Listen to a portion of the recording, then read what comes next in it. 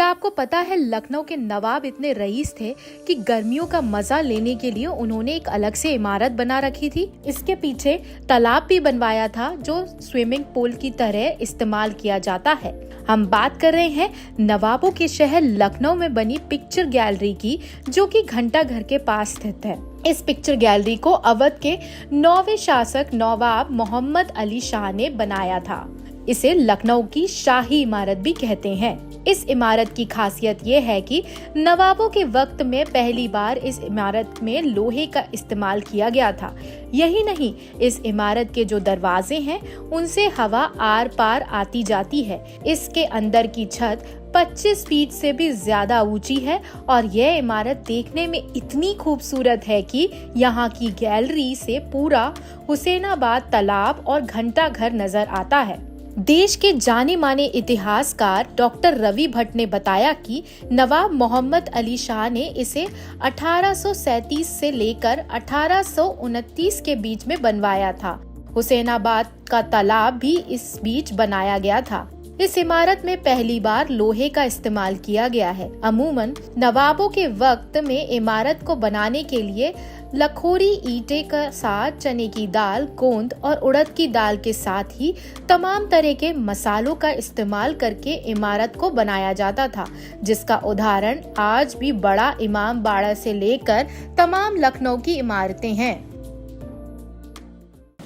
देखिए, ये जो अवध के जो 9वें शासक थे उनका नाम था मोहम्मद अली शाह।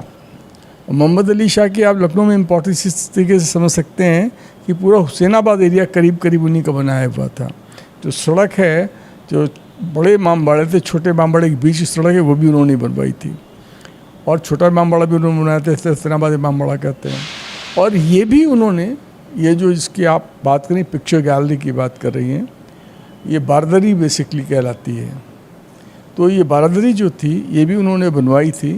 जब वो गद्दी पे बैठे थे, वो गद्दी पे बैठे थे 1837 में, और उससे करीब 2 साल बाद मोटे तौर पे ये बन गई थी 1839 के आसपास ये, और इसके सामने का तालाब बना था।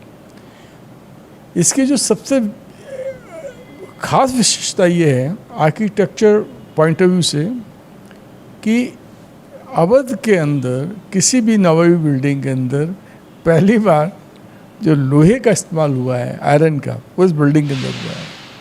इसकी जो सेकंड स्टोरी है, अगर आप जाके देखिए तालाब की तरफ फेस करते हुए, सेकंड स्टोरी पे वरांडे में जो पिलर्स लगे हुए हैं वो लोहे के बने हुए हैं। एक बात। दूसरी बात क्या है कि ये जो बिल्डिंग है जब बनी थी तो इसको अंजुमन तालुकेदार को भी दिया गया था। जिसे इसके सामने जो तालाब बना हुआ है वो तालाब भी इससे करीब उसी के आसपास बना था। और इस तालाब के एक कोने पे मस्जिद है, एक कोने पे हमाम है, ठीक है। और इसी के एक कोने के ऊपर जो है वो यहाँ पर आपके वो बदल दो यार, जैसे सब हटा दो। अब हम एक बार शुरू करने बता रहे, हम इसको बोलने आ रहे तालाब के एक कोने पे वो पूरा इस तालाब के जो इसके सामने है उसके एक कोने पे मस्जिद थी, एक कोने में हमाम था, हमाम आप समझती हैं बात करने की जगह, और एक जगह पर सराय थी, जिसे इन कहते हैं, वो थी। और इसके सामने जो था वो मीना बाजार लगा करता था तालाब के और उसके बीच में, और यहीं पर अस्तबल भी होता था और पीलखाना भी होता था हाथियों के लिए। तो ये इसकी एक विशेषता थी। दूसरी बात, इसको पिक्चर गैलरी कहना इसलिए शुरू कर दिया, ये मिसोनोमर है, ये जो है उस बिल्डिंग को प्रतिनिधित्व नहीं करता ये शब्द।